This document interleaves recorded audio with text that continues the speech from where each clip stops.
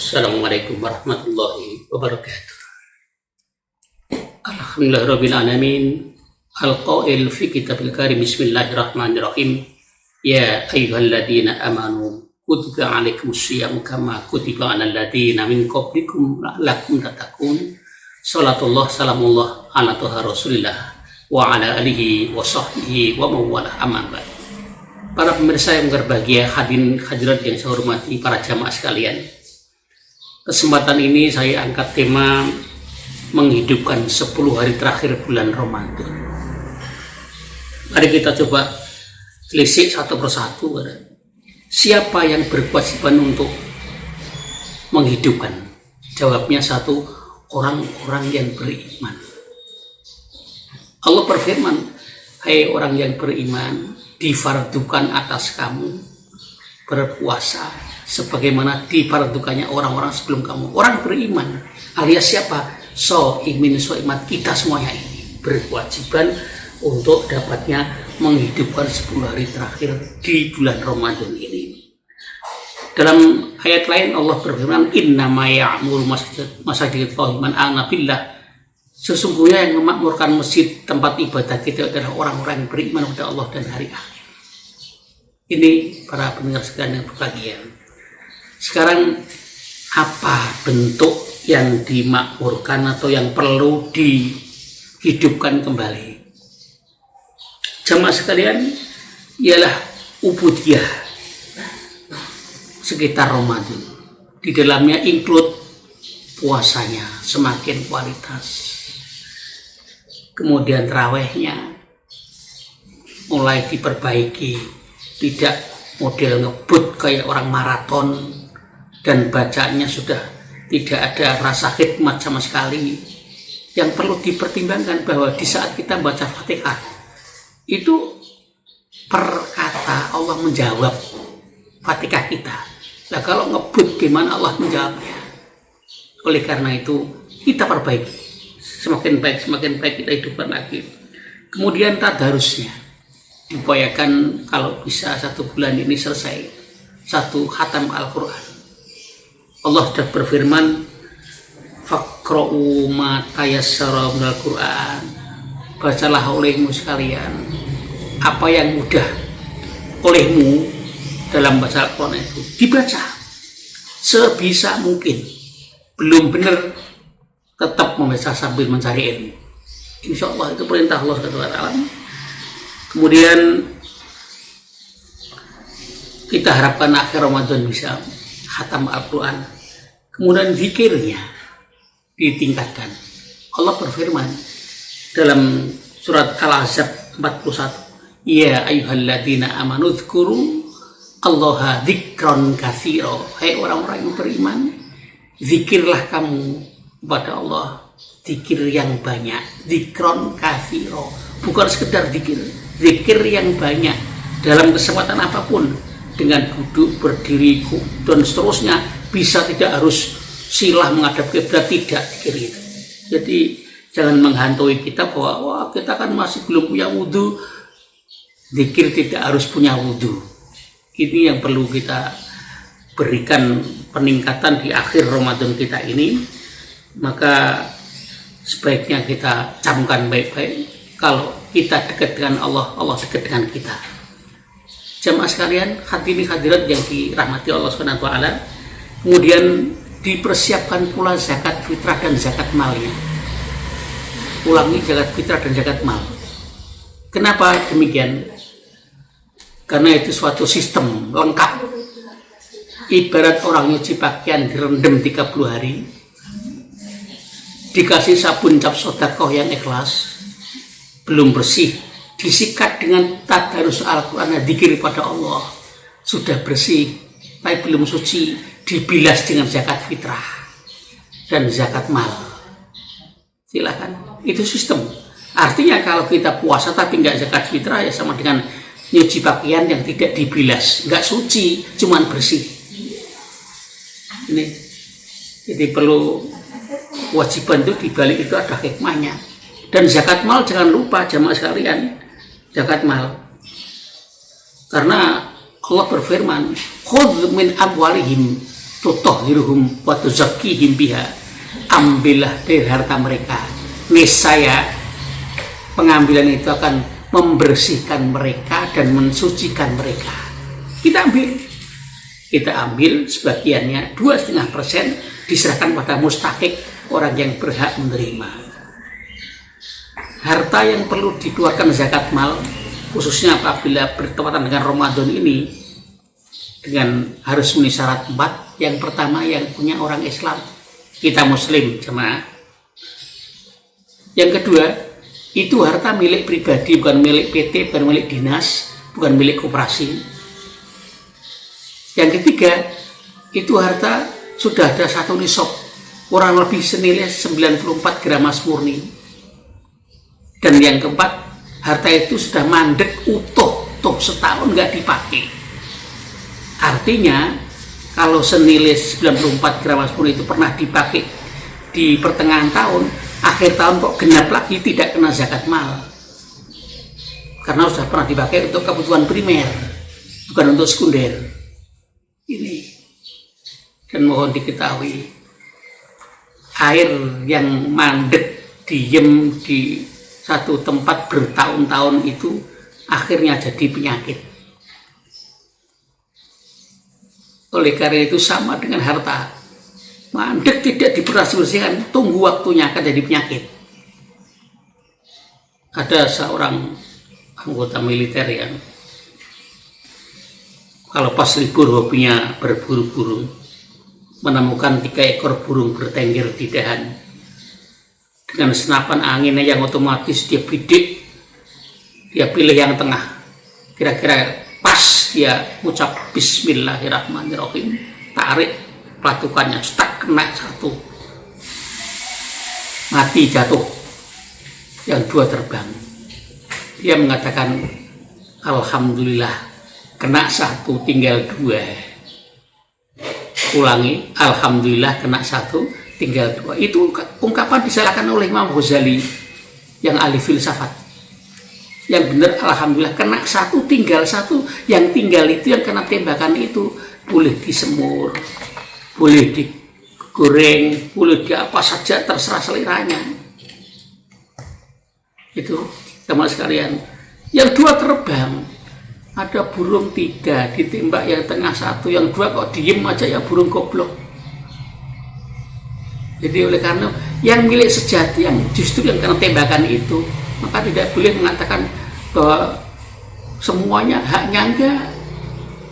Yang jadi haknya sampai hari akhirat ialah yang kita infakkan, kita sedekahkan, kita keluarkan zakat malnya itu. Ini maka mohon dapatnya jadi pertimbangan kita, karena harta yang kita makan akhirnya jadi kotoran, yang kita simpan akhirnya jadi rebutan, waris, dan yang kita sedekahkan menjamin masa depan akhirat. Jangan sampai kita lupakan itu. Zakat fitrah dan zakat mal. Zakat fitrah diserahkan selambat-lambatnya malam takbiran.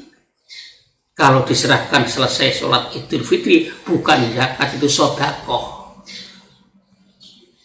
Hadirin jamaah yang saya muliakan, kemudian harus mempersiapkan, jujur, bapak-bapak harus bertanggung jawab nanti sebagai imam dan khotib sholat Idul Fitri di rumahnya masing-masing, mengimami anak cucunya, istri, dan lain-lainnya.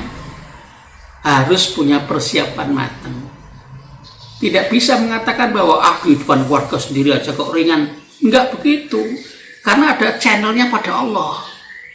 Masih ada beban moral berat. Harus kita latih.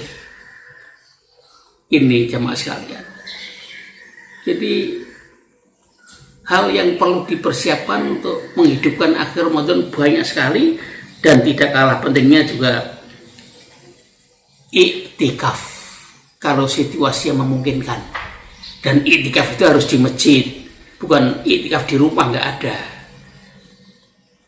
Adapun mau mengganti dengan barangkali ya istilahnya zikir sebagai pengganti zikir iktikaf, silahkan muhasabah di rumah dengan keluarga, mungkin bisa bangun jam 2 malam kemudian langsung sholat tahajud tanpa witir karena witirnya sudah dikerjakan saat berjamaah tarawih, kemudian zikir sampai menjelang sahur, kemudian kita sebelum itu kemudian kita sholat hajat barangkali itu pikir bagi yang belum witir enak, tapi itu memang berat. Jadi nilai tidak seimbang dengan iktikaf karena iktikaf hanya di masjid tempatnya. Hadirin jamaah yang mulia, pemirsa yang berbahagia, kemudian juga membuka hati untuk siap menerima permintaan maaf dari semua pihak nanti pada Idul Fitri, meskipun dengan cara mungkin pakai WA, mungkin pakai angkat tangan, mungkin pakai SMS, karena situasi seperti ini nggak mungkin kan untuk silaturahmi face to face. Maka siapkan hati kita untuk menerima permintaan maaf, dan kita juga harus minta maaf padanya. Nah, itu bentuk-bentuk apa yang perlu dihidupkan di akhir bulan Ramadan ini. Hadirin para pendengar serta pemirsa yang berbahagia, sekarang kapan mulai dihidupkannya segala aktivitas kuliah tadi? Sekarang. Jawabnya mulai sekarang. Semestinya tanggal 21 Ramadan ini udah lewat, tetap kita hidupkan. Kita hidupkan. Mengapa? Jemaah, waktu itu cepat hilang, sulit untuk kembali. Ulangi, waktu itu cepat hilang, sulit untuk kembali. Maka perlu kita pertimbangkan matang-matang untuk segera kita memperbaiki, segera kita meningkatkan, dan kita manfaatkan waktu sebelum kita dibunuh oleh waktu. Kita leha-leha, enak-enak tanpa mempedulikan lingkungan. Begitu selesai sakit, merasakan beratnya, baru sadar, ya Allah, saya belum bisa berbuat banyak buat masyarakat kita. Salah. Kemudian yang tidak kalah pentingnya, sejak dalam kandungan ibu kita sudah diatur oleh waktu oleh Allah. Bagaimana tidak? Minus 3 bulan iman masuk. Alastu birabbikum qalu bala syahidna. Bukan aku itu Tuhanmu? Qalu, mereka jawab, syahidna, betul ya Allah, aku bersinggung Tuhan kami. 3 bulan tepat roh masuk. Faida sawaitu wa nafakhtu fi miruhi faqa'u lahu sajidin. Pakai waktu 3 bulan. Berikutnya diwadahi 3 wadah fi dulumatin sanas. Berikutnya lagi 5 bulan tepat dipasang takdir oleh Allah Subhanahu wa taala. Ada waktunya lagi. Proses berikutnya diberi rupa oleh Allah. Huwallazi yusawwirukum fil arhami kaifa yasha. Huwa Allah alladzi dzat yusawwirukum, yang telah berikan rupa padamu sekalian fil arhami, di perut ibumu, kaifa yasha, terserah maunya Allah. Ada yang rupawan, ada yang pas-pasan, ada yang jelek, dan seterusnya, tapi punya kelebihan masing-masing. Berikutnya, wa nukirru fil arhami ila ajalin musamma, aku tetapkan di perut ibunya sampai batas tertentu, 9 bulan lahir. Waktu lagi. Saat lahir diazani dan dikomati oleh orang tuanya, oleh bapaknya. Waktu lagi. 7 hari sunnah akikah, waktu lagi. 7 tahun harus dikenalkan agama, tauhid, keesaan Allah, waktu lagi, dan seterusnya. Ini oleh karena itu Rasul mengatakan al waktu kasef, waktu itu ibarat pedang. Nggak hati-hati menggunakan waktu akan mengenai diri kita sendiri. Jamaah rahimakumullah, para pendengar yang berbahagia, Kemudian jangan ada di antara kita mengatakan itu urusan nanti, salah. Atau dengan nanti bagaimana nanti, salah. Yang benar nanti bagaimana, jangan mengatakan bagaimana nanti. Yang benar nanti bagaimana. Artinya apa? Persiapan sini mungkin. Ada waktu ini, masih ada beberapa hari. Dan kemudian yang perlu diperbaiki kembali yaitu kapan lagi, itu masalah sholat, zakat, puasa, semua diatur oleh waktu. Kita nggak boleh lengah karena waktu. Kemudian hadirin, tahun depan belum tentu usia kita sampai Ramadan tahun depan. Belum tentu. Oleh karena itu, barangkali ini yang terakhir, kita berharap menyempurnakannya di akhir bulan Ramadan ini, sehingga seandainya toh tahun depan nggak ketemu lagi, ini sudah cukup memadai untuk menuju takwa pada Allah Subhanahu wa taala. Selesai. Sekarang di mana kita untuk mengadakan, untuk menghidupkan 10 hari akhir Ramadan ini? Di rumah masing-masing, karena situasi kondisi corona. Kalau enggak ke masjid, betapa nikmatnya ke masjid. Langkah kita kanan menuju ke masjid, kanan kaki kita melangkah dapat rahmat, kaki kiri ampunan. Ketemu orang lain, assalamualaikum, pahala. Tukar senyum, pahala. Masuk masjid niat iktikaf, pahala. Qobliyah, pahala. Tahiyatul masjid, pahala. Qobliyah, pahala. Zikirnya dan seterusnya enak di masjid. Kita nggak bisa ikuti program pemerintah untuk keselamatan bangsa kita. Di rumah nggak apa-apa, tempatnya di rumah dengan keluarga. Betapa nikmatnya, seperti di bentuk pesantren saja. Selama kita masih dinas itu repot untuk ketemu. Kali ini bisa full 1 bulan. Sholat berjamaah pada waktunya, harmonis dan seterusnya. Ini ambil sisi positifnya di rumah. Baik, kemudian bagaimana caranya untuk menghidupkan 10 hari terakhir bulan Ramadan?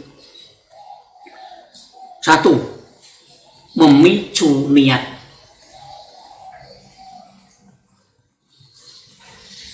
Menggalakkan niat, mendobrak niat biar maksimal. Karena Rasul bersabda, innamal a'malu binniyah, segala sesuatu tergantung niatnya. Wa innamal likulli imri'in ma nawa. Ini oleh karena itu, niat, murnikan niat kita ibadah semata-mata karena Allah, utamanya di akhir Ramadan ini. Para pemirsa yang berbahagia,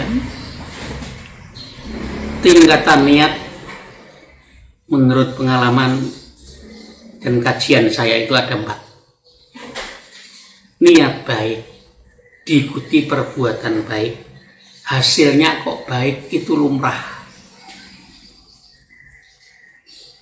Ada niat baik, diikuti perbuatan baik, hasilnya kurang baik.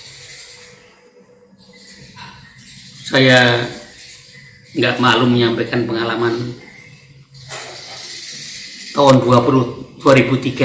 Saya pulang dari Cina, Ramadan selama sebulan di sana. Saya sampai di rumah, istri minta diantar ke pasar Mester Jatinegara, nggak di mall, Mester. Saya antar dengan senang hati. Sampai di sana, dia turun belanja sendirian. Saya nunggu di mobil sambil dengarkan pengajian di situ. Kenapa? Kalau nanti didampingi biasanya tawafnya lebih betah. Saya di mobil. Selang beberapa saat ada orang Betawi sepuh, penjual bakyak, sandal dari kayu, masih 2 rinjing penuh, ditaruh di samping mobil saya. Pikulanya dilentangkan di antara 2 rinjing itu. Dia duduk, karena mungkin anginnya sejuk, lama-lama ngantuk, dia tidur. Kurang lebih 3/4 jam istri saya datang masuk mobil, saya turun ganti. Bapak itu saya bangunkan, Pak penjual bakya itu. Tangan saya isi 1 lembar uang Rp20.000 tahun 2003. Saya bangun, Bapak, mungkin ini sekedar untuk tambahan modal Bapak, mohon diterima ya Pak. Pikiran saya akan mengatakan alhamdulillah, terima kasih Pak, atau basa-basi aduh kok ngerepotin Bapak, dan seterusnya. Ternyata apa jawabnya setelah melek matanya? Memangnya aku pengemis? Wah, tersinggung saya rasanya. Langsung balik kanan, saya masuk mobil. Sambil nyetir saya ceritakan istri saya, karena dia nggak tahu. Dia komentar, sampeyan salah Mas. Ya, terus kenapa? Mestinya tadi mau pura-pura beli bagiannya sepasang, harganya berapa, sisanya itu nggak usah diterima. Oh, bodoh juga saya ya. Ini niat baik diikuti perbuatan baik, hasilnya belum tentu baik. Jamaah sekalian, itulah kehidupan. Ada kalanya niatnya baik, diikuti perbuatan kurang baik, hasilnya jelek. Ada remaja yang sholat Jumat ke masjid. Di masjid itu ada tamu pejabat tinggi kali, pakai sepatu Beli Itali punya. Itu kalau original katanya 6.200.000, beberapa harganya. Yang punya saya nggak punya, saya sepatu jatah saya punya. Remaja tadi melihat sepatu itu naksir, nafsu ngomong, habis sholat saya membat sepatu ini. Betul, dia sholat, salam ke kanan tanpa kiri, langsung loncat menuju sepatu, dia ambil sepatu itu. Ketahuan satpam, diajar habis. Niatnya baik, sholat Jumat, diikuti perbuatan kurang baik, hasilnya jelek. Ini dinamika hidup, ya Allah. Dan yang keempat, niat kurang baik diikuti perbuatan baik bisa menghasilkan amal yang baik. Pengalaman, satu saat saya diundang oleh pejabat untuk tausiah di Wisma Langlaut Jalan Diponegoro.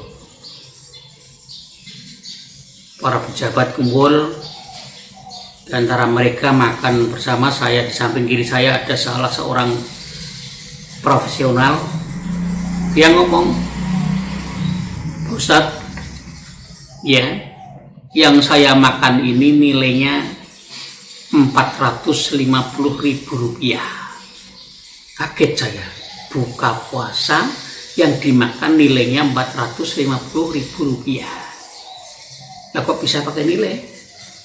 Iya, karena malam ini saya tidak bisa praktek. Tahun itu 2004-an kurang lebih, saya itu kalau praktek minimal dapat Rp450.000. Karena diundang ke sini saya nggak praktek, berarti yang saya makan ini senilai Rp450.000. Dihitung uang semuanya, alias datangnya sudah niatnya tidak baik, nggak ikhlas. Sampai di sana setelah ngobrol dengan saya, waktu Isya tiba, sholat berjamaah dengan saya, imamnya persis Masjid Nabawi. Tersentuh hatinya, tausiahnya masalah zakat mal. Dia merasa terpukul. Akhirnya pada saya dia ngomong, saya cabut Pak Ustadz omongan saya. Maksudnya apa? Mulai malam ini semua kekayaan saya akan saya hitung, akan saya lakukan zakat mal. Tadi saya hapus sudah. Jadi niatnya kurang baik, diikuti perbuatan baik dengan sholat berjamaah di situ, hasilnya lumayan. Ini oleh karena itu, jamaah sekalian, mari kita pacu niat kita, ibadah itu semata-mata karena Allah Subhanahu wa Ta'ala. Yang kedua, meringankan langkah. Tadi saya sampaikan, Langkah kalau ke masjid, kaki kanan dapat rahmat, dapat kiri dapat ampunan. Betapa besarnya karunia Allah pada kita. Mohon diketahui, sarang dosa itu yang ada pada diri kita ada. Yang pertama dosa lisan, dihapus dengan zikir. Yang kedua dosa hati, dihapus dengan takarub. Yang ketiga dosa perut, kerampas hanya fikir miskin, dihapus dengan zakat fitrah, zakat mal. Yang keempat dosa tangan, dipakai untuk bantu orang lain. Yang kelima dosa kemaluan dengan tobat. Yang keenam dosa kaki, karena malas mendatangi taklim, malas untuk berbuat baik, malas nengok orang sakit. Yang ketujuh dosa seluruh tubuh, durhaka pada kedua orang tua. Ke masjid sudah kena semua. Permintaan kita mudah-mudahan dikabul oleh Allah SWT, yaitu meringankan langkah untuk beribadah.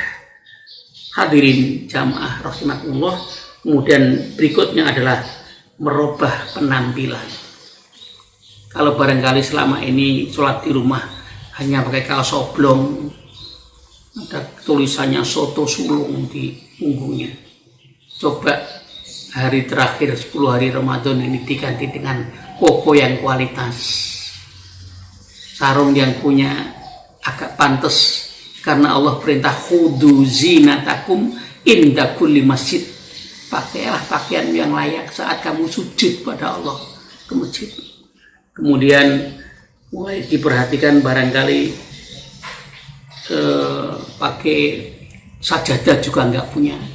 Kadang-kadang ada tamu pengen sholat dikasih koran, ganti dengan sajadah baru, Quran yang baru barangkali, dan seterusnya untuk memacu niat kita, insya Allah.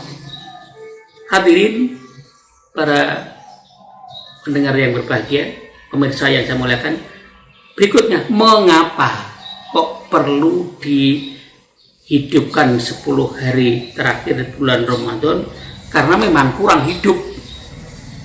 Rata-rata mungkin karena terlalu capek tawaf di pertokoan, malamnya sudah enggak terawih. Yang kedua, untuk mencapai martabat istiqomah. Karena Rasul mengatakan al istiqomatu khairun min alfi karomah.